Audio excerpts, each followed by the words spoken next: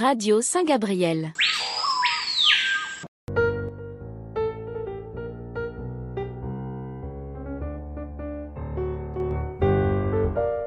Bonjour chers auditeurs, bienvenue sur Radio Saint-Gabriel, la radio catholique de Guyane depuis 25 ans, en live sur 94.4 à Cayenne, 90.3 à Kourou jusqu'à Sinnamary, 95.7 à Saint-Laurent-du-Maroni.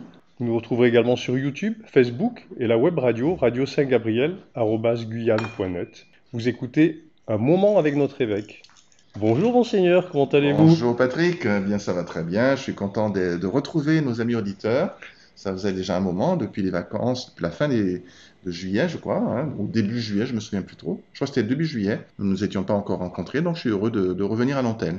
Eh bien justement, monseigneur, les auditeurs se demandaient où vous étiez pendant tout ce temps.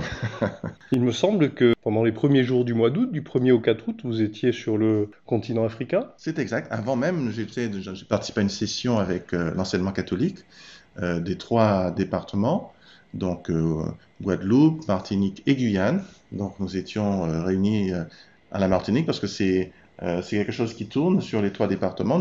Nous avions commencé par la Guyane, ce fut l'an dernier la Guadeloupe et cette année donc la Martinique. Il y aura une année de pause et ensuite nous reprendrons avec la Guyane. Donc voilà, il y a eu ce travail qui a été fait ensemble avec la tutelle diocésaine de Guadeloupe, Martinique et Guyane, donc pour l'enseignement catholique, et c'était aussi un très bon temps.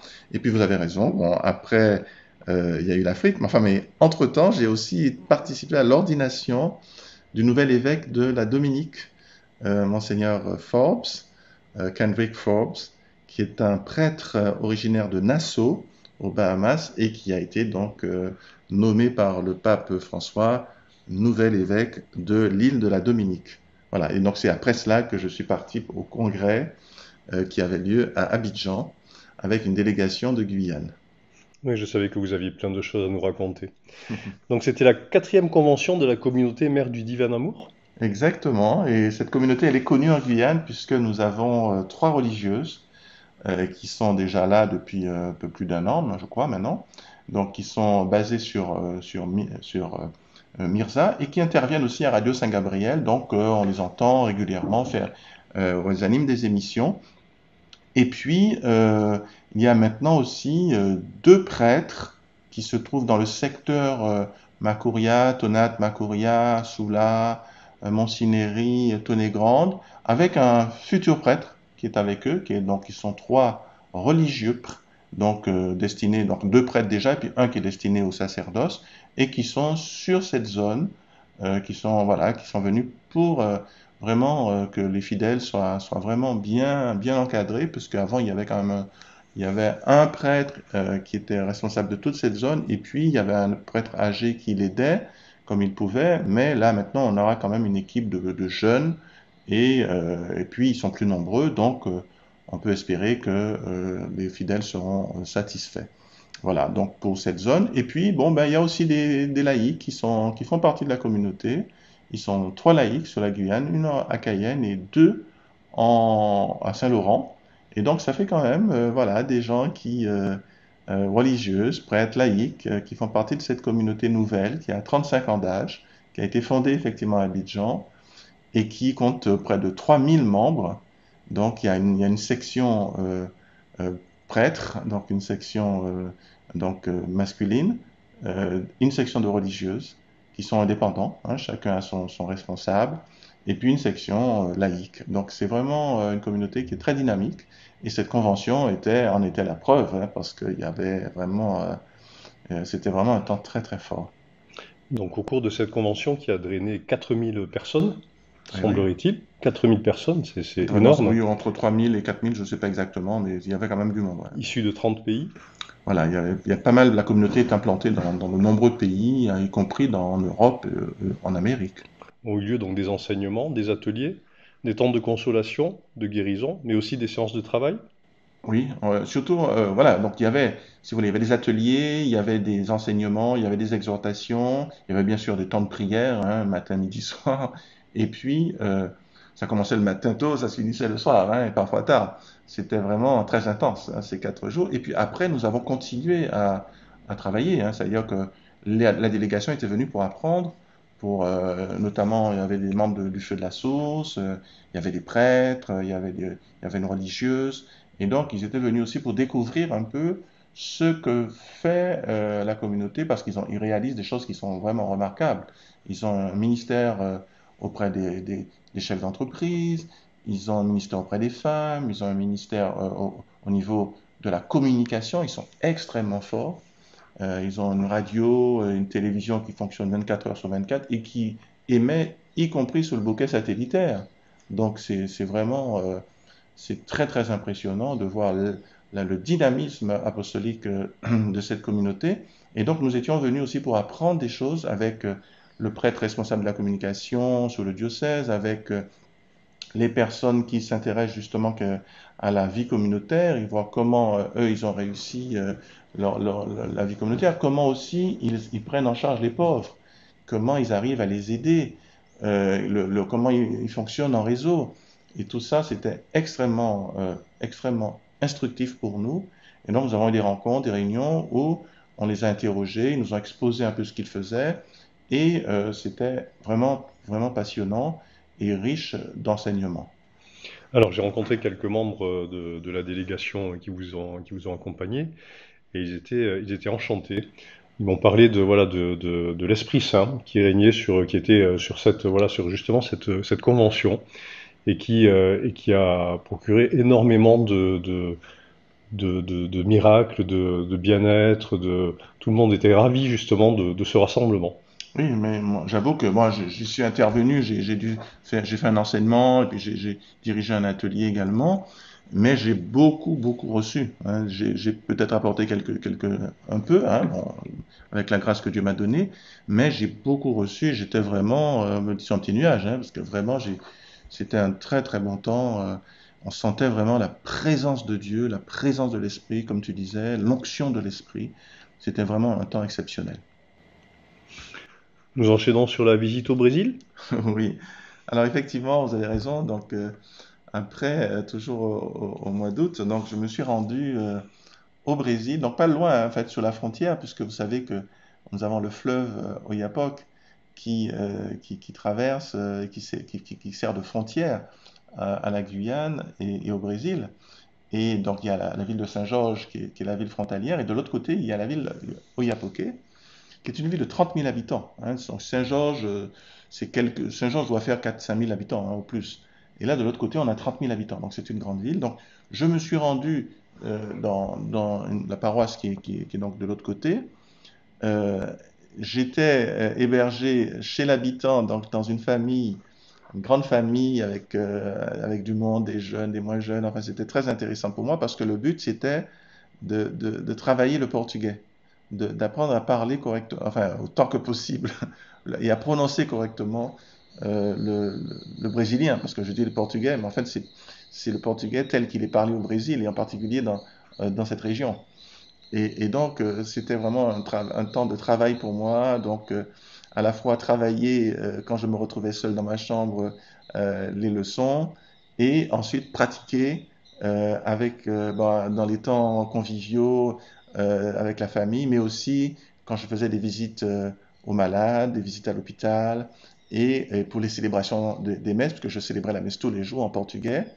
Et voilà, donc c'était vraiment travailler la langue portugaise, la langue brésilienne, pour être en mesure de mieux accueillir les Brésiliens qui vivent en Guyane et autant que possible, autant qu'il me sera donné de le faire, de mieux les intégrer, les accueillir dans l'Église. Très bien, monseigneur, c'est particulièrement intéressant. Et je constate que vous vous êtes pas du tout arrêté pendant cet été, puisque vous êtes parti ensuite à Saül. Oui, je suis à la Sahel parce que en fait, ça faisait longtemps que je devais aller à Sahel. Et puis bon, ben comme il y a eu la crise de la compagnie Air Guyane, donc mon vol avait été annulé. Enfin bon, c'était compliqué. Donc finalement, j'ai pu enfin aller à Saül et passer quelques jours à Saül. Et avec les fidèles là-bas, c'était vraiment un temps vraiment formidable. C'est une population qui est très attachante, les vieux comme les jeunes, enfin ils sont extrêmement attachants, ils vivent un petit peu loin de tout, hein, puisque bon, le village, la commune n'est accessible que par avion. Donc c'est vraiment, ils sont coupés hein, du reste de la société guyanaise, mais justement, ben, ça fait que c'est une famille en fait, ça fait comme une famille. Par exemple, il y a une tradition, ben, le vendredi, je crois que c'est une fois par mois, il y a la soupe. Donc tout le monde, tous ceux qui habitent Saül, que ce soit les habitants ou les touristes, sont invités à venir prendre la soupe, de super soupes. Hein. Vous avez des soupes traditionnelles créoles, mais aussi des soupes mongues, parce qu'il y a aussi des mongues dans le coin. Super bonne soupe, et vraiment on se régale. Et puis c'est surtout ce côté familial. Il y a aussi des Convivial, ouais. repas, voilà, on est Mm. invité. Vraiment, c'est super sympa. Et puis la forêt autour, on peut faire des marches. Il y a par exemple l'arbre de l'année de 2015, hein, qui avait été primé arbre de l'année 2015, qui est un fromager qui fait 55 mètres à peu près de haut, 32 mètres de circonférence. C'est incroyable. Hein. Énorme. Et on m'a dit, c'est pas le plus grand. Mais bon, si on s'enfonce dans la forêt, bon, mais là, il faut quand même s'habiller en conséquence, avoir des bottes et tout ça. Eh bien, si on s'enfonce, on va trouver un qui est beaucoup plus grand, qui fait plus de 70 mètres de haut, hein, je crois 75 mètres de haut, et qui est beaucoup plus large. La circonférence est encore plus importante que les 32 mètres dont je vous ai parlé. Donc c'est un truc de fou, quoi. Moi, j'imaginais pas qu'il y avait des arbres comme ça. J'étais bluffé. Je ne pensais pas qu'un arbre pouvait faire, mais celui que j'ai vu, hein, 32 mètres de circonférence, je ne pensais pas que ça existait. Vraiment, j'étais vraiment étonné. C'est magnifique, vraiment. Il est immense cet arbre. C'est vraiment magnifique. La nature est La merveilleuse. nature est Ouais. belle là-bas, et puis, encore une fois, les gens sont charmants. C'est vrai que c'est dommage que la commune s'est dépeuplée, puisque, bon, elle compte moins de 100 habitants, hein, alors que c'est une commune qui touchait les 3000 habitants Ouais. à l'époque de l'extraction de l'or, parce que c'est une commune aurifère, un peu comme Saint-Élie, mais malheureusement, bon, ben, cette activité est tombée, hein, et donc il y a beaucoup moins d'habitants dans cette ville, donc du coup, voilà, c'est une ville qui se meurt quelque part. Hein. C'est dommage. Hein. Bon, j'espère que voilà, on va trouver le moyen de réactiver un peu cette commune parce qu'elle est vraiment trop belle. Et ce serait dommage que ça soit une petite réserve au niveau que des touristes en mal de nature, enfin que ça soit juste un repère d'écologistes, mais que ça puisse demeurer un village vivant avec des personnes du lieu qui ont toujours vécu là et qui transmettent leur mode de vie et qui est vraiment très agréable et très sympathique. Imaginez-vous par exemple que là-bas, eh bien, les chaussures restent à l'extérieur des maisons, y compris de l'église. Donc, quand vous entrez dans l'église, vous entrez pieds nus dans l'église. Vous laissez vos chaussures à l'entrée. C'est tout à fait original. Et effectivement, ben, c'est pertinent parce que ça évite d'amener soit de la poussière, soit des brindilles, et donc de salir l'église ou les habitations. Donc, ils ont pris l'habitude, depuis petit, les enfants ont intégré cela, tant et si bien que quand ils arrivent à Cayenne, il arrive à certains d'enlever leurs chaussures pour entrer dans un magasin à Cayenne. Une belle visite, donc. Oui, tout à fait. Une visite Et exceptionnelle. puis, donc, j'en ai profité évidemment pour des temps de catéchèse et j'en ai profité aussi pour confirmer 3 jeunes qui avaient été préparés par Madame Nugent, qui est aussi chef d'établissement et enseignante. Très bien, Ainsi monseigneur. que la famille aussi, je ne veux pas que j'oublie, hein, il y a un couple extrêmement gentil, Monsieur et Mme Samuel, qui sont aussi avec Mme Nugent. Puis il y a une autre personne mais qui était absente. Ils sont 4 vraiment piliers qui portent la communauté paroissiale de Saül. Alors, en révisant un petit peu votre actualité, donc ce qui s'est passé pendant cet été, je suis tombé par hasard sur une nouvelle. Et je pense que les auditeurs ne sont pas au courant encore. Vous êtes le nouvel administrateur de l'aumônerie nationale anti-Guyane de France. Alors, je ne sais pas si c'est le terme administrateur, enfin, je sais pas, c'est peut-être ce que vous avez vu dans l'article, mais en fait, je suis délégué des évêques pour m'occuper de l'aumônerie nationale antilo-guyanaise qui donc gère nos ressortissants qui se trouvent en métropole. Alors, c'est une aumônerie qui existe depuis 80 ans, une aumônerie qui a pour but au départ, hein, qui avait pour but d'accueillir les jeunes ultramarins qui arrivaient de leur pays et qui étaient complètement déboussolés en arrivant en métropole. et qui arrivaient pour des études. Et puis, bon, ben, avec le temps, bon, ça s'est ouvert un peu à tous les ultramarins. Alors, le but n'est pas de créer une église anti-guyanaise, hein, c'était pas du tout le but des évêques précédents, et ce n'est pas non plus le nôtre, nous les évêques actuels. C'est d'être un sas qui permet de mieux intégrer justement les diocèses de France.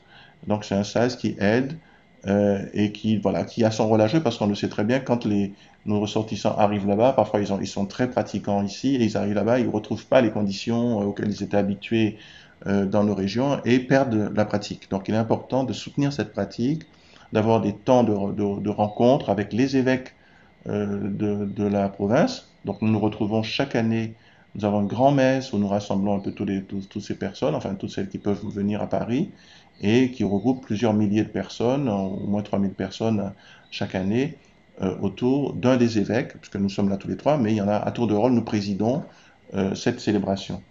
Et puis il y a d'autres événements, cette année il y aura un pèlerinage à Lourdes animé par l'aumônerie, et c'est Monseigneur Guy Augout, évêque de Guadeloupe, qui va présider cette rencontre, et d'autres événements qui seront organisés également. Donc il y a des événements, mais j'ai souhaité, et c'est là que je suis entré en scène, reprendre le pôle jeune, c'est-à-dire le pôle étudiant et jeune, on va dire, professionnel. Parce que c'était ça l'ADN de base hein, de l'aumônerie. Donc, reconstituer ce pôle jeune pour accueillir toujours cette population étudiante et jeunes travailleurs. Et en même temps, j'ai créé aussi un nouveau pôle que j'ai appelé pôle labellisation. En fait, c'est un pôle qui fédère les différentes associations anti-guyanaises qui existent sur le territoire et qui se reconnaissent proches, enfin catholiques ou du moins proches de nous et qui, voilà, qui sont compatibles avec nous. Et donc, on a créé ce pôle et qui facilitera, pour faciliter notamment l'accueil des groupes antillais, par exemple des groupes de prière, des groupes d'associations qui sont en lien avec l'Église et qui, du coup, du fait de leur attachement à la NAG, eh bien, sont certifiés conformes par l'aumônerie. Et du coup, ça facilite l'accueil parce que les prêtres et les évêques qui accueillent ces mouvements disent, bon, bah, si la NAG les reconnaît, c'est que c'est sérieux. Et puis, pour eux-mêmes, ça facilite leur intégration, l'octroi de salles, par exemple, pour se réunir, etc. Donc, voilà, c'est les trois pôles que j'ai mis en place. Donc, garder le pôle événementiel autour des événements qui existent déjà et la création de nouveaux événements. Le pôle jeune, qui lui aussi peut créer des événements, il sera soutenu à ce moment-là par le pôle événementiel, et le pôle fédéral, qui lui va essayer de regrouper les différentes associations anti-guyanaises qui existent en métropole. Amen, monseigneur, c'est une belle montée en puissance. Beau Voilà. projet, Donc magnifique. j'accompagne, donc j'ai nommé maintenant des coordinateurs, deux coordinateurs, un homme et une femme, qui tiennent un peu la baraque, et je suis là derrière et je les soutiens. Et bon, quand j'irai à Paris pour la conférence des évêques de France, donc pour l'assemblée plénière des évêques de France, ben j'en profiterai pour avoir quelques rencontres avec eux. Voilà. Merci, monseigneur. On évoque un peu le projet pour la radio, Saint-Gabriel? Oui, bien sûr. Alors, de manière générale, donc comme j'ai dit, j'avais amené le père Stanislas. J'aurais souhaité qu'ils viennent pour qu'ils voient un peu ce qui se vit là-bas, comment le dynamisme qu'ils ont et comment ils arrivent à rejoindre une très large audience. Parce que, Aux Antilles, non, non, en Afrique, en Afrique. oui, oui, une très large audience et même au-delà de la Côte d'Ivoire. C'est-à-dire qu'ils ont des télévisions relais, des radios relais, et ça, c'est vraiment quelque chose de très impressionnant. Déjà en l'an 2000, je devais intervenir en Côte d'Ivoire pour une manifestation et le Covid a fait que les vols ont été annulés. Donc on a dit, ils m'ont dit, mais non, on veut quand même que vous interveniez, vous allez intervenir par Zoom. Effectivement, je suis intervenu par Zoom depuis mon bureau de curé, parce que j'étais à ce moment-là curé en Martinique, et bien figurez-vous que ma conférence passait en direct sur plusieurs télévisions en Côte d'Ivoire, au Sénégal et dans d'autres pays d'Afrique de l'Ouest. C'était extraordinaire. Et donc je pouvais rejoindre des personnes qui se trouvaient sur toute la côte ouest de l'Afrique euh, depuis mon bureau, grâce aux télévisions, et qui certaines sont sous le bouquet satellitaire. Donc c'est quelque chose d'absolument faramineux. Enfin, pour moi, c'est extraordinaire. Parce que et nous qui sommes en Guyane et qui habitons un territoire extrêmement vaste, c'est difficile pour nous de rejoindre les fidèles. Mhm. Par exemple, Radio Saint-Gabriel actuellement, bon, ben, tu vas à Tonat, tu vas à Kouria, tu ne captes Mhm. pas. Donc, il nous faut avoir une audience plus grande parce que mon but, il est simple, rejoindre les fidèles, rejoindre les âmes. Ce qui me motive, c'est le salut des âmes, c'est l'amour des âmes et le Seigneur, il veut toutes les âmes, et moi aussi. Je veux dire, en tant qu'évêque, je ne suis pas venu ici pour un petit nombre, je veux tout le monde. Donc, je veux rejoindre les fidèles. À la Martinique, par exemple, ils ont une télévision, une radio qui est très puissante, hein, c'est Radio Saint-Louis, qui arrive à être deuxième le dimanche, parfois être deuxième radio de l'île, et la première radio associative de la Martinique, c'est quand même extraordinaire. La radio Massabielle de Guadeloupe aussi monte en puissance également. Et malgré tout, en Martinique, il y a une émission, le jour du Seigneur, enfin une émission catholique parce que nous avons droit sur le service public à un créneau. On ne le vit pas en Guyane, je ne sais pas pourquoi. Mais en Martinique, on a toujours gardé ce créneau sur la chaîne Martinique la première. Donc, à mon avis, en Guyane la première devrait avoir un créneau aussi. Et ce créneau a toujours été occupé par le service de communication de radio-télévision de la Martinique catholique, parce qu'ils estiment que, bien qu'ils aient une radio associative très forte, il y a des zones qui ne rejoignent pas, et puis il y a des gens qui sont branchés sur la radio sur Martinique la première, parce que bon, ben, c'est la radio principale, tout simplement, et qui ne vont pas se brancher sur la radio Saint-Louis. Et donc, ils veulent rejoindre aussi ces personnes qui écoutent que les radios généralistes. Et de même, ils ont aussi une émission quotidienne sur RCI, Radio Caraïbe Internationale, qui est la deuxième radio en semaine, pour rejoindre encore. Et donc, ils ont une audience absolument extraordinaire sur toutes les deux radios principales, plus leur radio qui est la première radio associative. Donc, ils rejoignent tout le monde. Ils rejoignent énormément de gens. Et donc, mon objectif, c'est que nous aussi, nous rejoignions un maximum de personnes. Et donc, il faut monter en puissance. Il faut que la radio Saint-Gabriel soit une radio qui rejoigne l'ensemble du territoire guyanais. Il faut que cette radio puisse devenir la première radio associative, parce que voilà, ça devrait être le cas, puisque nous, les catholiques, on est quand même si on a perdu beaucoup de plumes, mais on est quand même la première religion de l'île, enfin de l'île, même si on est entouré d'eau, on n'est pas une île, mais de la Guyane. On a des fleuves qui nous entourent, hein, mais on est quand même sur le continent. Donc, il faudrait qu'on arrive à rejoindre tout le monde, y compris à Maripasoula, à Grand Papa Icheton, à Taluel, à Tekulpata. Il faut qu'on soit rejoint, il faut qu'on arrive à se faire entendre. Et s'il le faut aussi, qu'on ait des émissions sur des radios généralistes, là encore, pour les gens qui ne vont pas se brancher sur une radio catholique, mais qui vont entendre, parce qu'ils écoutent la radio généraliste, un message qui va les rejoindre sur d'autres radios. Donc, mon objectif, c'est ça. Et on peut avoir des émissions communes qui passent sur Radio Saint-Gabriel et que nous pouvons vendre ou passer à des radios généralistes. Donc la radio Saint-Gabriel peut être à la fois une radio de diffusion, mais aussi une radio de production et qui émet ses propres productions, mais qui aussi peut les faire passer ailleurs. Voyez. Donc il faut qu'on soit dans une politique d'extrême ouverture parce qu'on a un objectif. Notre objectif, c'est pas de faire notre petite salade dans notre coin, c'est de rejoindre le maximum de personnes, c'est d'annoncer l'évangile par-dessus les toits, comme ils disent ailleurs, c'est annoncer l'évangile sur toute la Guyane et même les personnes qui sont dans la forêt, qu'elles puissent entendre, résonner l'évangile. Être des pêcheurs d'hommes, donc. Voilà, moi c'était ça. D'ailleurs, mon ordination, c'était exactement la pêche miraculeuse, c'était ça l'évangile du jour.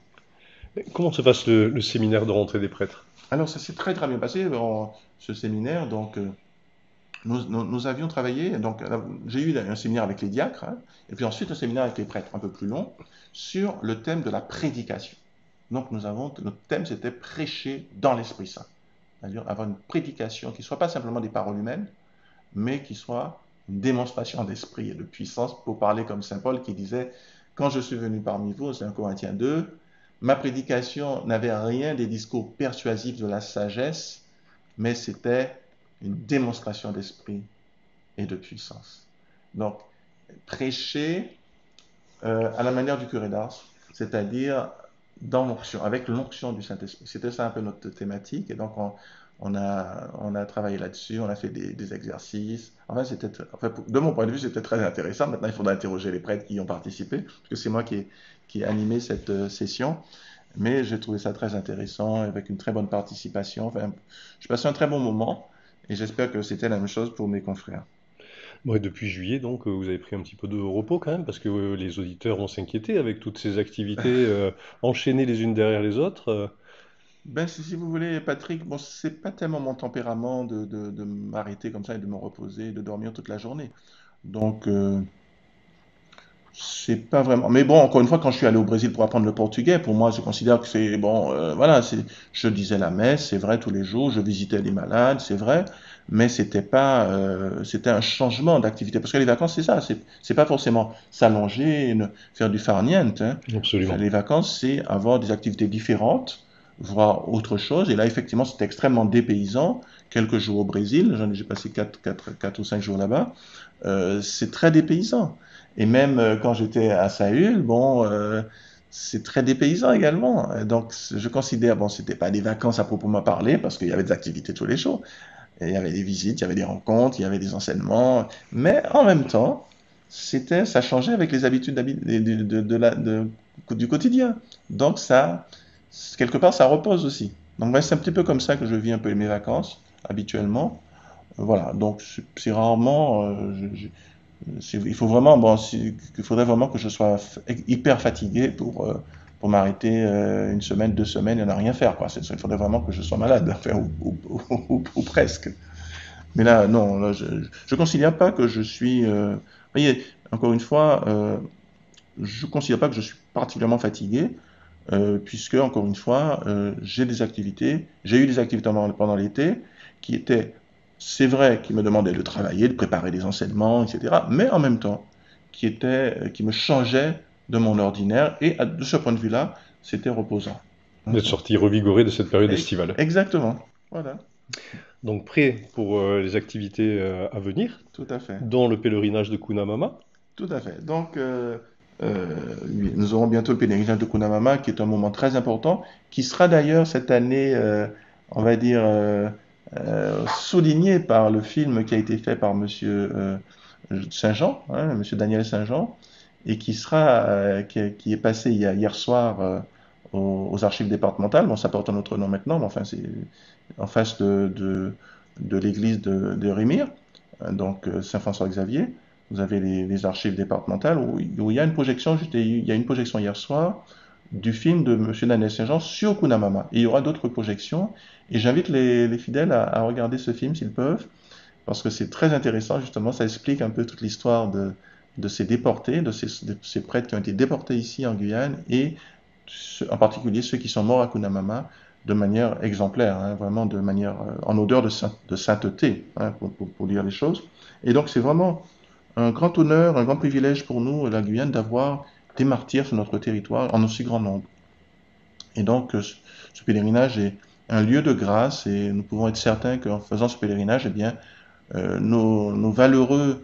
ces valeureux martyrs, eh bien, prient pour nous et nous obtiennent des grâces de la part du Seigneur, parce que les martyrs, voilà, ils ont toujours été dans l'Église mis à l'honneur et au niveau dans l'Église catholique, dans les premiers siècles, dans le tout premier siècle, hein, on constatait qu'il y avait beaucoup de miracles autour de la tombe des martyrs et on construisait d'ailleurs, les premières églises ont été construites sur la tombe des martyrs. C'est d'ailleurs pour la raison pour laquelle dans les hôtels, on met des reliques des saints. Parce que quand on a commencé à construire des églises en dehors des tombes de martyrs, on a dit oui, mais bon, la tradition, c'est que c'est sur une tombe de martyrs. Donc on a pris des reliques des martyrs qu'on a mis enchâssées dans les hôtels pour garder cette tradition. Donc c'est pour vous dire à quel point on a mis en honneur, dès le 1er siècle, les martyrs, qui étaient vraiment les héros de la foi chrétienne. Et donc ça le reste aujourd'hui, et nul doute que des grâces nombreuses seront obtenues auprès des martyrs de Kunamama lorsqu'on fait le pèlerinage. Donc le pèlerinage aura lieu le samedi 26 octobre. Et nous remercions l'Ordre de Malte qui eh bien, procédera au nettoyage de toute la zone les 11 et 12. Voilà, un grand merci à l'Ordre de Malte qui le fait chaque année, qu'il monte préparer la zone, nettoyer le terrain, repeindre les tombes, et vraiment chapeau, hein. ce service humble qu'ils font voilà, en dehors des regards, en dehors des caméras, et ils le font pour Dieu et par respect pour ces martyrs. Alors on va en continuer les petits coups de publicité, si je puis me permettre, avec la reprise de la post-confirmation, du Oui. suivi des post-confirmés pour les jeunes, donc de 13, 14, 14, 15 ans, qui auront une première rencontre le 9 novembre à l'espace Morvan. Donc ils pourront prendre tous les renseignements sur post-confirmation 97.3 sur Instagram et post-confirmation Guyane 97.3 sur Facebook. Voilà, donc la post-confirmation, c'est quelque chose qui, normalement, qu'on souhaite, hein, puisqu'on a des confirmés, et qui sont lâchés dans la nature. Or, ils arrivent à un âge où il y a énormément de sollicitations, énormément de tentations qui arrivent sur leur portable, qui arrivent par des plus grands, qui arrivent, etc., de partout, hein, même dans les établissements scolaires. Et donc, ils sont vraiment parfois même harcelés par des tentations et ils ne sont pas accompagnés dans ces moments cruciaux, les moments décisifs de leur adolescence. Ils ont besoin de réponses à des questions qu'ils se posent par rapport à ces tentations. Et ben, on les a laissés tomber, quoi. On les a abandonnés à 13-14 ans, alors que ces questions-là n'arrivaient pas encore. Les questions arrivent après qu'ils soient confirmés et c'est là qu'ils n'ont pas de réponse, c'est là qu'ils n'ont pas d'accompagnement, qu'ils n'ont pas d'adultes autour d'eux pour poser des questions, pour dire, mais tiens, ben voilà, je suis sollicité pour telle et telle chose, qu'est-ce que vous en pensez? Voilà. Donc l'idée, c'est ça, c'est d'assurer une espèce de transition entre la confirmation, donc le cheminement, qui aboutit à la confirmation, et la pastorale jeune qui normalement commence autour de 18 ans. Hein. Même si, bon, il y en a qui l'intègrent un petit peu avant, mais bon, en gros, c'est à peu près ça. Et donc, il fallait quelque chose. Alors, mon expérience personnelle, depuis de nombreuses années, c'est que mes jeunes, je leur proposais dès la fin du cheminement, je dis écoutez, on va vous proposer quelque chose. Mais vous serez les artisans de cela. Ce n'est pas la prolongation du cheminement, c'est c'est quelque chose de neuf. Vous êtes des volontaires, donc c'est basé sur la base du volontariat.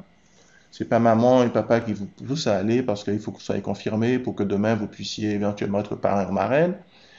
Mais c'est vous qui décidez de continuer à vous former, de, de continuer à grandir sur le plan humain et sur le plan de la foi.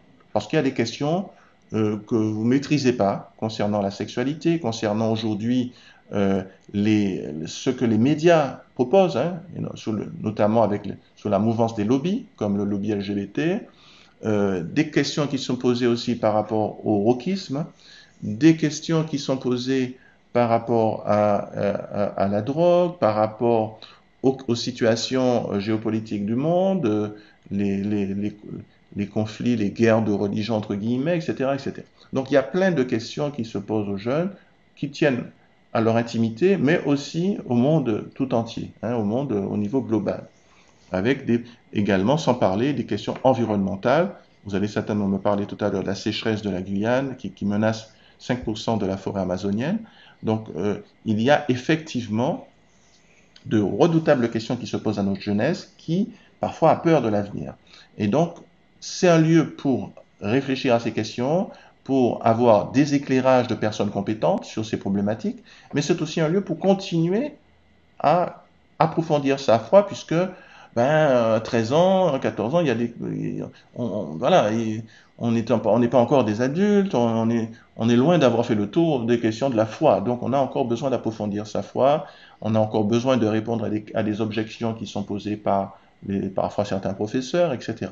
Donc on a besoin de grandir. Et donc je proposais cela au niveau de mes paroissiens, quand j'étais curé de paroisse, et on les réunissait, ils choisissaient leur thème, ce dont ils voulaient parler, parce que c'est eux qui rencontrent ces problématiques. Ils nous disent, bon, Jean, nous, on veut parler de drogue aujourd'hui, on veut parler des...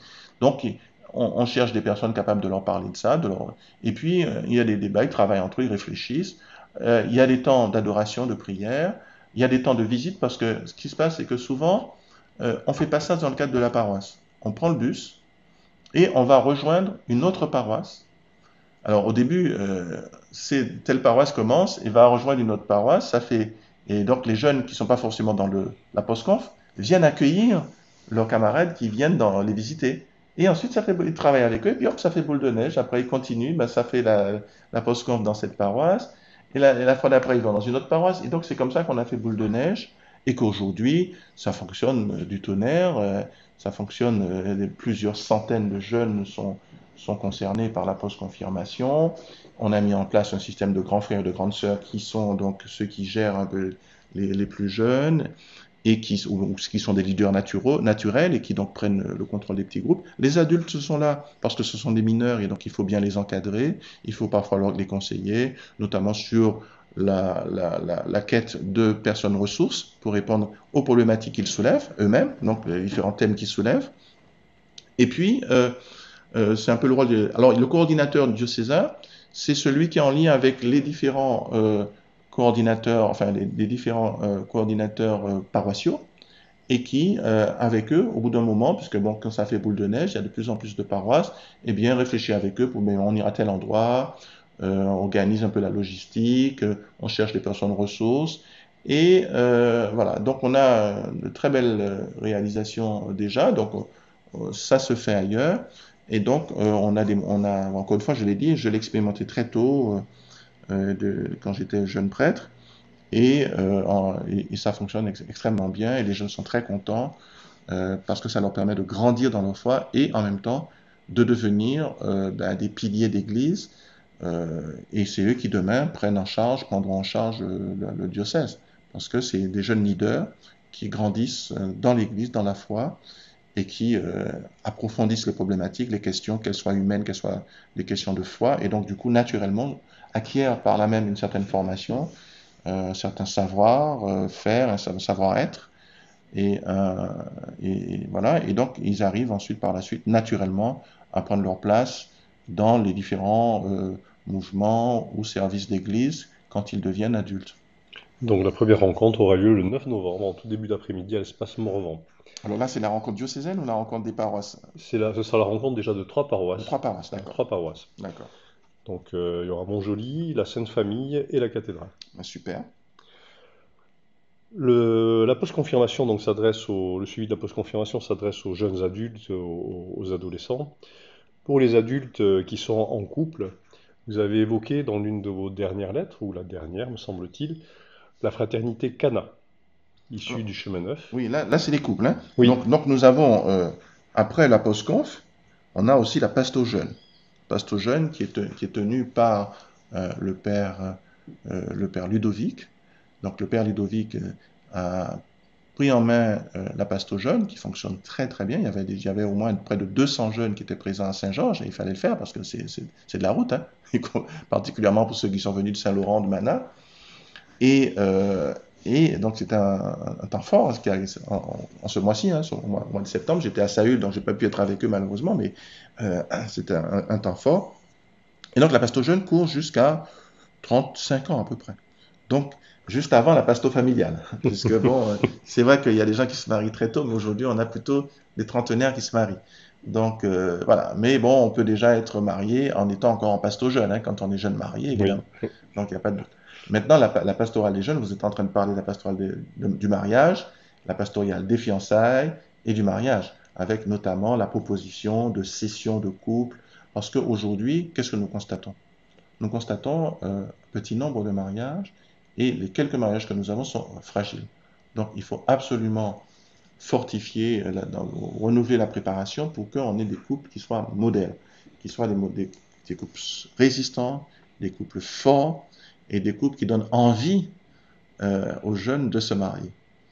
Et parce que nos jeunes ont un peu perdu confiance finalement. Ils se disent, mais quand ils voient l'hécatombe des couples autour d'eux, quand ils voient les échecs, la fréquence des échecs autour d'eux, il y en a qui ne croient plus du tout au mariage. Je me souviens déjà, il y a quelques années, je parlais du mariage et une jeune fille de 14 ans à peu près, elle m'a dit, mais mon père, mariage égale divorce. Je lui ai dit, mais pas du tout, ma fille. Peut-être que tu as malheureusement cette expérience pour tes parents, mais ce n'est pas la règle générale. Mariage n'est pas égal divorce.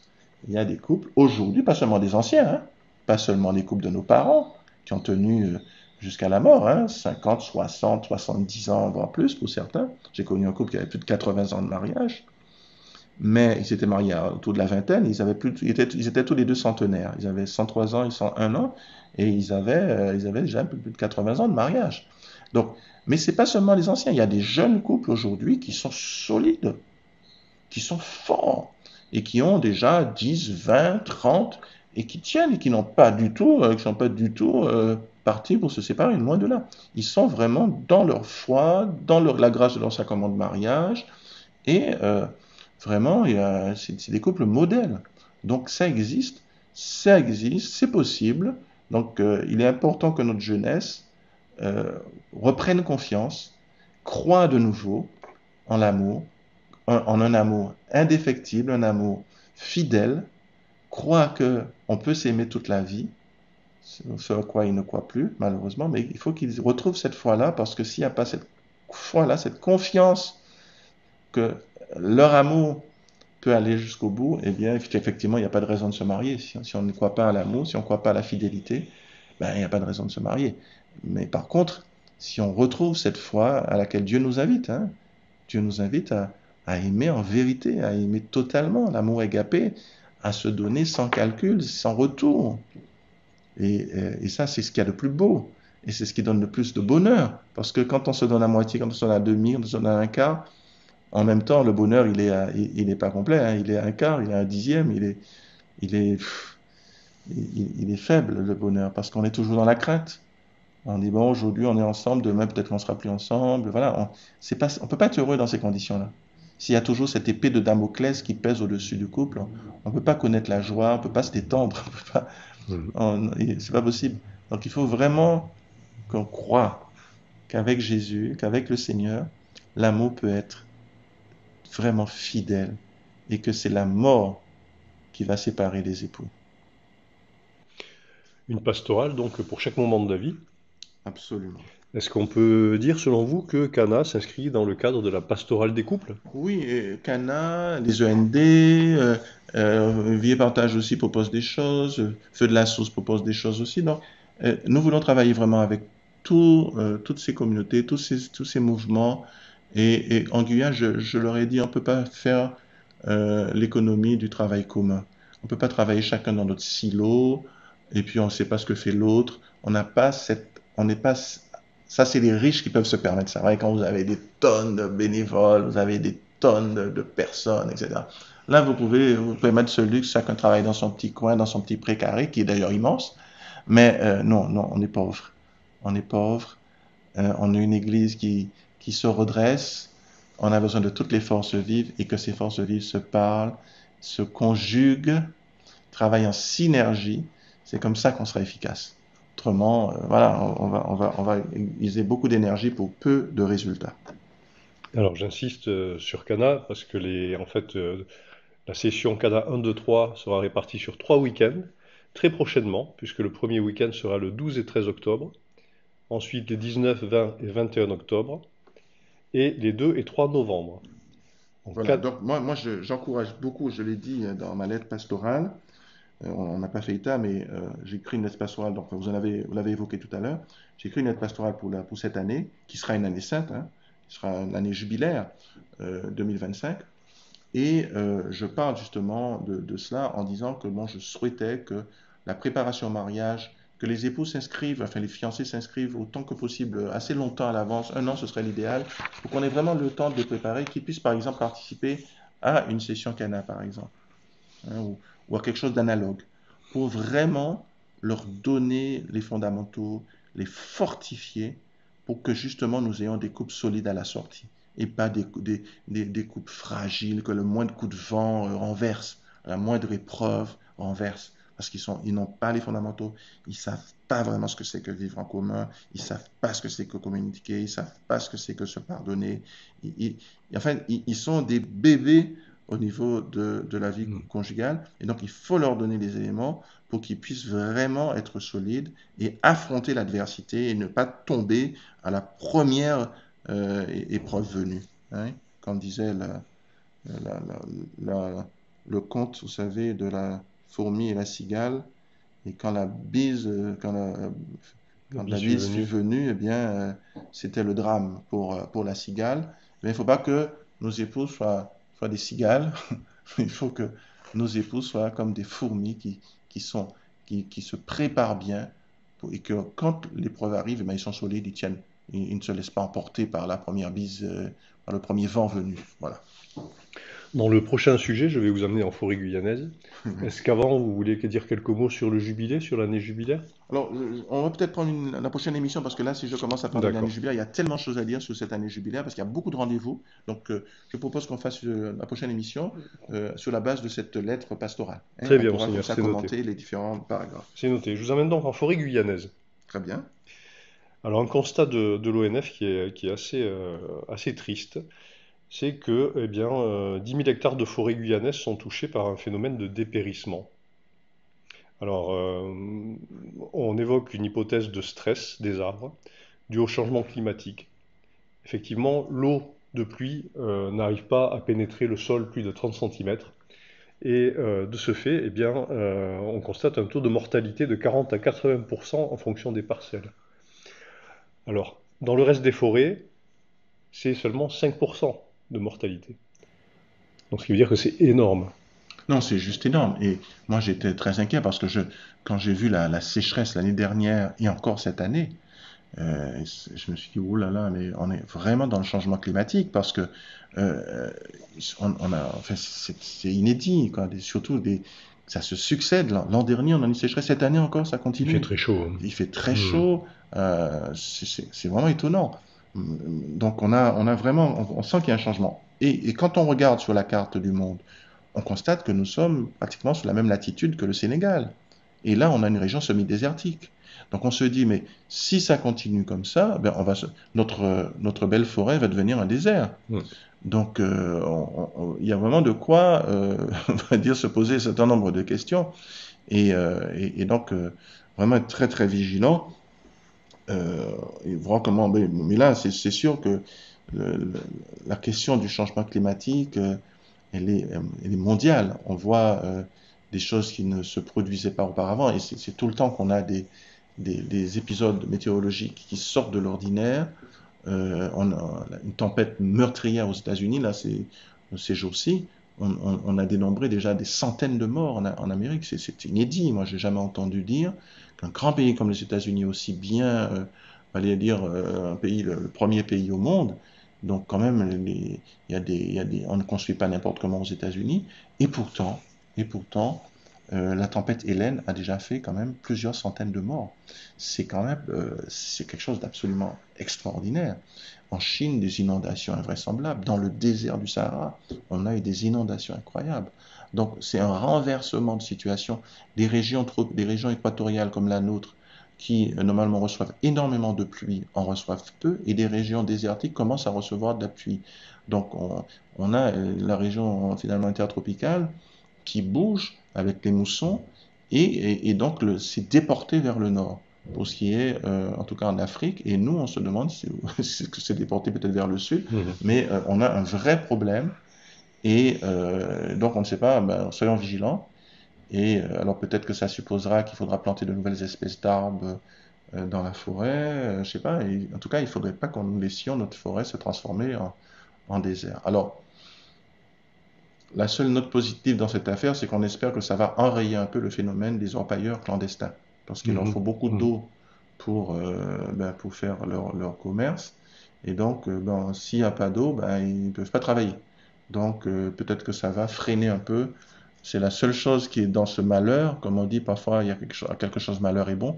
C'est la seule chose que je vois pour ma part en disant, bon, il y a que ça finalement, dans ce malheur qui nous tombe dessus, qui peut être positif, mais c'est très embêtant pour nous parce que ça signifie que les moyens de communication qui sont les fleuves, qui sont habituellement les voies de communication, notamment le Maroni, des villes qui sont comme Maripasoula, Papaichton, euh, Grand Santi et surtout les villages amérindiens du nord, enfin du nord plus à l'ouest, que sont par exemple Taluène ou Antekulpata, eh bien les transports deviennent extrêmement dangereux jusqu'à Saint-Laurent. Et les sauts sont de plus en plus difficiles à passer. On a vu l'an dernier qu'on a eu des accidents mortels. 4 enfants qui ont perdu la vie notamment à cause de ça. Donc, vu les compagnies aériennes, la compagnie aérienne qui fait les transports, ça ne peut pas remplacer on va dire, les communications fluviales et en pirogue. Et donc, si ces phénomènes météorologiques de faible pluviométrie devaient se prolonger, on aura un vrai problème d'isolement de ces communautés, donc d'enclavement de ces communautés. Parce que ce n'est pas les petits avions à 19 places, et encore, on ne retient que 14 ou 15 places, puisqu'il faut laisser de la place pour le fret, qui vont permettre les échanges. Non, Donc effectivement. c'est vraiment une énorme difficulté qui se présente à nous et qui, on va dire, oblitère un peu l'avenir de ces territoires. Donc pour conclure sur ce sujet, des analyses sont en cours sur des parcelles tests. Et bien entendu, nous en reparlerons, nous aurons l'occasion d'évoquer de nouveau cette problématique et les analyses qui auront été faites. Donc la Terre en bien mauvais état avec le changement climatique et la conquête de l'espace toujours d'actualité, avec ce nouveau jeu télévisé couplé avec l'intelligence artificielle qui va être diffusé sur Guyane la Première tous les soirs, Guyane l'Odyssée de l'espace à 20 heures à partir du 4 octobre. C'est intéressant, nous avons Ariane sur notre territoire, hein, donc si on fait quelque chose sur l'espace, ben, c'est la Guyane qui devait prendre les devants, et donc c'est très heureux. Bon, j'attends de voir, parce que bon, je ne sais pas encore comment ça va fonctionner, j'ai pas d'éléments, mais bon, je m'en réjouis, parce que moi-même je suis un fan de l'espace, comme vous le savez, j'aime beaucoup tout ce qui est trait à l'espace, les systèmes planétaires, extrasolaires et tout ça, ça me passionne, donc voilà, je suis très content s'il y a un jeu qui parle de l'espace en Guyane, sur le territoire où se trouve donc la fusée Ariane. Voilà, sur le principe, 3 candidats de différentes communes s'affronteront sur des questions. Très bien, super. Donc on verra ça. L'actualité nationale et internationale, qui est plutôt attristante. Voilà, on revient sur la cérémonie d'ouverture des JO. Oui, j'ai pas eu le temps, j'ai pas pu la commenter puisque j'étais déjà parti, je crois, quand Oui. ça a eu lieu. On en a parlé d'ailleurs en Côte d'Ivoire, les Ivoiriens étaient atterrés. Donc les catholiques ivoiriens étaient vraiment atterrés, pas seulement d'ailleurs, les protestants aussi, enfin de manière générale, hein, les chrétiens du monde entier ont été particulièrement blessés par cette provocation, parce qu'on a vécu ça comme une provocation évidemment, hein, puisqu'il s'agissait quand même d'un tableau de Léonard de Vinci qui a été un peu plagié et de manière évidemment parodique et humiliante pour nous les chrétiens. Donc voilà, bon, c'est pas à l'honneur de la France parce que c'était de très beaux Jeux Olympiques et avec des athlètes français vraiment remarquables. On ne s'attendait pas à avoir autant de médailles. Ils se sont vraiment donnés. Mais c'est dommage qu'ils aient entaché cette belle manifestation des Jeux Olympiques par cette scène invraisemblable, complètement inappropriée et insultante pour la foi des chrétiens. La vie politique dans l'Hexagone est particulièrement impressionnante avec la déclaration de politique générale du 1er octobre de Michel Barnier qui s'est déroulée dans une division totale, un tohu-bohu complet Oui. à l'Assemblée nationale. C'est vraiment quelque chose de nouveau. D'ailleurs, M. Barnier l'a signalé parce qu'il a été député il y a 15 ans. Et jusqu'à, il y a, on va dire, la mandature, jusqu'à, il y a, on va dire, il y a 7 ans, 10 ans, disons, en gros, il y avait quand même une certaine tenue dans l'Assemblée nationale. Il y a toujours eu, bon, des gens qui crient, qui machin, qui font un peu parfois leur numéro. Mais c'est vrai que la dernière mandature a été particulièrement pénible avec des manières d'habiter le Palais Bourbon qui étaient totalement inappropriées, indignes, il faut dire les choses comme elles sont, parce que ce sont quand même des représentants de la nation et qui devraient donner, notamment à notre jeunesse, une autre image. Parce que si des représentants de la nation, des personnes qui représentent les Français, donc au niveau national, se comportent comme cela, avec ce tohu-bohu auquel vous faisiez référence, comme une espèce de classe ingérable par justement un enseignant, comment vous voulez que dans les classes précisément, notamment dans certaines régions défavorisées, les jeunes se comportent correctement vis-à-vis des enseignants, vis-à-vis de leurs autres camarades. Si les représentants de la nation donne une telle image, un tel spectacle, ça veut dire que la nation est fichue, quoi, parce que l'exemple vient d'en haut. Et donc, si on n'est pas capable de se parler, alors que même si on est sur des positions opposées, n'est-ce pas? Et précisément, un parlement, ça veut dire un lieu où on parle. C'est pas un lieu où on se bagarre. C'est pas un lieu où on se bat. Sinon, on aurait appelé ça un champ de bataille. On appelle ça un parlement. Donc, ça veut dire que c'est un lieu où on discute, où on écoute l'autre, on écoute ses arguments et on essaie de démonter les arguments de façon rationnelle et non pas par des injures, par des invectives, par de l'agressivité non, c'est avec des arguments intelligents et non pas encore une fois, ces invectives. C'est facile d'injurier, c'est facile d'invectiver, ça évite justement d'avoir à réfléchir, ça évite d'avoir à argumenter. Mais ça, c'est les animaux, hein, vous voyez, qui se grondent, qui se font des grognements et qui finissent par en venir aux griffes. Donc, et là, si on continue comme ça, évidemment, il y aura des batailles rangées dans le Parlement. C'est indigne, c'est inadmissible. Et donc, on espère qu'avec ce nouveau Premier ministre, qui est quand même un homme, ça faisait longtemps qu'on n'avait pas à Matignon quelqu'un d'abord qui a un certain âge déjà. Ça fait du bien quelque part. Il y a de la sagesse, voilà, et qui parle de façon posée, de façon réfléchie, et qui argumente et qui n'entre pas dans les invectives, qui ne répond pas aux injures par des injures. Et ça fait du bien, c'est tout à l'honneur, indépendamment des questions on va dire, de positionnement politique. Hein. Moi, je ne suis pas là dans une démarche partisane. Hein. Je ne dis pas que je soutiens tel ou tel parti, mais pas du tout. Mais ce que je dis, c'est qu'il y a au moins un peu de tenue. Il y a de... C'est ça en fait qu'il faut, hein, indépendamment du parti auquel vous appartenez, il faut être capable d'écouter, de discuter et d'en venir à des consensus, chercher le consensus, chercher la solution qui puisse satisfaire un maximum de personnes. Voilà, c'est quand vous êtes à la direction d'un pays, vous cherchez l'intérêt général et donc vous essayez de faire avec tout le monde et que tout le monde puisse s'entendre, se comprendre et essayer de satisfaire au maximum les revendications des uns et des autres. Sinon, ça va finir par la guerre ouverte, hein, par la guerre civile. Donc le Parlement est fait pour éviter la guerre civile, justement, pour que tout le monde ait droit à la parole. C'est la parole qui, chez les humains, fait que on se bat pas comme les lions, comme les animaux sauvages. Parce que celui qui a raison, c'est celui qui est le plus fort dans la jungle. Donc, nous, les humains, nous avons la grâce, Dieu nous a donné la grâce de la parole. Et cette parole permet d'éteindre des conflits parce qu'on peut justement échanger nos points de vue et essayer d'arriver à un consensus, sans qu'on ait à se battre, sans qu'on ait à se tirer dessus. Il faut cultiver la courtoisie.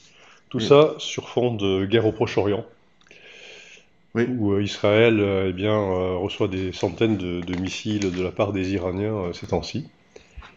Oui, et il en a aussi envoyé pas mal, hein, n'est-ce pas? Le Liban, d'abord Gaza, et puis ensuite le Liban. Alors, bon, nous ne sommes pas des fins géopoliticiens. Bon, c'est sûr que si nous avions été à leur place et des terroristes étaient venus et avaient égorgé ou tué, pris en otage les membres de notre famille, de nos amis, je ne sais pas comment nous aurions réagi, c'est clair. Donc on peut comprendre que un pays puisse se défendre ses ressortissants, essayer de les mettre à l'abri. Maintenant, encore une fois, c'est dommage qu'on n'ait pas pu trouver des terrains d'entente, que tout le monde soit dans cette espèce de haine. Et on sent bien que tant du côté du Hamas que du côté du Hezbollah et de certains aussi membres du Likoud et des partis extrémistes d'Israéliens qui est finalement quelque chose qui ressemble à de la haine. Et ça, c'est extrêmement dommage parce que quand il y a de la haine, il n'y a plus de raisonnement possible. Il y a que les bombes voilà, c'est le seul langage de la haine. La haine, le langage de la haine, c'est les armes. Le langage de l'amour, de la compassion, c'est autre chose, c'est un autre langage. C'est le langage du partage, de l'écoute et du compromis. Et là, on est loin, loin de ça. On aurait pu trouver des compromis. On aurait pu avoir deux peuples qui vivent ensemble en bonne harmonie, comme ce fut le cas au Liban. dans les années 50, 60, jusqu'à ce qu'il y ait justement cette guerre qui a poussé des millions de Palestiniens à franchir la frontière et à arriver au Liban, ainsi en déstabilisant ce pays. On avait un pays où musulmans, chrétiens, druzes vivaient en parfaite harmonie, où les voisins musulmans, quand il y avait des fêtes, ils envoyaient des cadeaux chez les catholiques, ils les invitaient à participer à leurs fêtes, à participer à leurs repas, et inversement. Tout ce petit monde vivait en harmonie, en se respectant les uns les autres, et c'était un pays prospère. Avec le clivage qui a été mis, qui s'est fait jour, avec la montée des extrémismes, eh bien, on se parle plus, on se regarde en chien de faïence, on se tire dessus, au lieu de se parler, au lieu de s'inviter, au lieu de partager des moments conviviaux fraternels, eh bien, on se tire dessus. Voilà l'inverse de la compassion, l'inverse de l'amour, l'inverse de l'ouverture à l'autre. Et c'est la haine, c'est le temps des ténèbres, malheureusement. Et ça, c'est dramatique parce que c'est des populations entières qui sont en souffrance. C'est des populations entières qui sont obligées de quitter leur domicile, de part et d'autre d'ailleurs. Hein. C'est des populations qui sont dans le deuil parce qu'ils ont perdu des membres de leur famille. C'est des populations qui ne dorment pas parce que bon, ils ont des enfants qui sont en otage, pris en otage, ils savent pas quel est le sort qui leur est réservé. S'ils sont en vie, s'ils sont torturés, s'ils sont violés, ils savent rien de tout ça. Ils ne dorment pas, ils ont du mal à vivre. Et de l'autre côté, des populations qui sont du côté de Gaza qui savent pas où se mettre parce que les bombes tombent de partout, il n'y a pas de lieu sûr. Et des terroristes, bon, ben, pour eux, il n'y a pas de problème, ils se cachent derrière les boucliers humains. Et Israël a décidé qu'aucun bouclier humain, ni les otages, ni ses propres otages, ne serait un obstacle pour ces attaques parce qu'ils veulent en finir. Ils veulent vraiment, ils espèrent obtenir la paix après un épisode de guerre extrême, mais tout le monde sait que l'épée, quand on frappe par l'épée, on reçoit aussi en retour des coups d'épée, et que les personnes humiliées d'aujourd'hui ruminent leur revanche, et que c'est sans fin, et que les morts s'accumulent, et que les morts se multiplient, et qu'il faut un moment donné qu'on s'arrête et qu'on mette la haine de côté, et qu'on se dise, on a un homme devant moi, j'ai un homme voilà, qui est comme moi, qui peut-être a une autre origine ethnique, qui a peut-être une autre religion, mais c'est un frère en humanité, c'est une créature de Dieu, appelé comme moi à vivre avec Dieu, et comment sur la terre on peut déjà s'entraider, s'aimer, se vivre ensemble, cohabiter, en attendant qu'on ait à le faire là-haut. Si on n'arrive pas à le faire sur la terre, serons-nous en mesure d'accéder au royaume des cieux où tous vivent dans l'harmonie, dans la fraternité, dans l'amour? Nous nous excluons peut-être de cette compagnie divine et de la compagnie de tous ceux qui acceptent d'entrer dans la dynamique de l'amour et qui rejettent la dynamique de la haine, du rejet, du mépris, du racisme, de l'antisémitisme, de tout ce que vous voulez, islamophobie, tout ce que vous voulez. Donc, voilà un petit peu l'enjeu. C'est un enjeu spirituel avant tout. Et on voit bien que le cœur, la spiritualité ont des conséquences graves. Si je pardonne, ça peut faire la différence entre la mort et la vie. Prions pour que la paix revienne au Proche-Orient. Tout à fait. Nous arrivons bientôt au terme de notre émission et donc à la lecture de l'Évangile. Il s'agit de Marc chapitre 10, versets 2 à 16. Ce que Dieu a uni, que l'homme ne le sépare pas. En ce temps-là, des pharisiens abordèrent Jésus, et pour le mettre à l'épreuve, ils lui demandaient « Est-il permis à un mari de renvoyer sa femme ?» Jésus leur répondit « Que vous a prescrit Moïse ?» Ils lui dirent « Moïse a permis de renvoyer sa femme à condition d'établir un acte de répudiation. » Jésus répliqua « C'est en raison de la dureté de vos cœurs qu'il a formulé pour vous cette règle. Mais au commencement de la création, Dieu les fit hommes et femmes. À cause de cela, l'homme quittera son père et sa mère, il s'attachera à sa femme, et tous deux deviendront une seule chair. Ainsi, ils ne sont plus deux, mais une seule chair. Donc ce que Dieu a uni, que l'homme ne le sépare pas. » De retour à la maison, les disciples l'interrogeaient de nouveau sur cette question. Il leur déclara « Celui qui renvoie sa femme et en épouse une autre devient adultère envers elle. Si une femme qui a renvoyé son mari en épouse un autre, elle devient adultère. Des gens présentaient à Jésus des enfants pour qu'il pose la main sur eux, mais les disciples les écartèrent vivement. Voyant cela, Jésus se fâcha et leur dit : « Laissez les enfants venir à moi, ne les empêchez pas, car le royaume de Dieu est à ceux qui leur ressemblent. Amen, je vous le dis, celui qui n'accueille pas le royaume de Dieu à la manière d'un enfant n'y entrera pas. » Il les embrassait et les bénissait en leur imposant les mains. Acclamons la parole de Dieu. Louange à toi, Seigneur Jésus. Voilà, alors comme nous avons dépassé notre créneau horaire, donc je dirais juste un tout petit mot. Ça nous fait revenir évidemment ce texte sur ce que nous disions à propos de la pastorale du mariage. Et cette parole de Jésus est extrêmement forte. Il dit d'abord que ce que Dieu a uni, l'homme ne peut pas le séparer. Et il explique pourquoi. Parce que une fois les personnes sont mariées, il n'y a plus deux personnes, il n'y a plus un homme plus une femme. Il y a une seule chair. Qu'est-ce que ça veut dire une seule chair? C'est pas une seule viande, hein. Dans la Bible, on dit que, par exemple dans Galates, je suis de mémoire de chapitre 6, on dit que les fruits de la chair sont notamment la sorcellerie, l'envie, la jalousie, le sectarisme. Voilà, tout ça c'est des fruits de la chair. Donc ça ne veut pas dire de la viande. Vous pensez bien que la sorcellerie, c'est pas la viande qui la produit. Donc la chair, c'est la condition humaine, surtout coupée de Dieu, hein. Donc les fruits de la chair, c'est ça, c'est des fruits d'une humanité corrompue, une humanité qui n'est plus en connexion avec Dieu. Et donc, lorsque Jésus dit que il n'y a plus deux personnes, mais une seule chair, il veut dire qu'il y a une nouvelle réalité humaine. Il y a une nouvelle entité qui est humaine. C'est plus encore une fois 1 plus 1 qui serait égal à 2, mais c'est 1 plus 1 égale 1, égale quelque chose de nouveau. Exactement comme dans la Sainte Trinité. Vous avez le Père et le Fils unis dans l'Esprit, ils font un.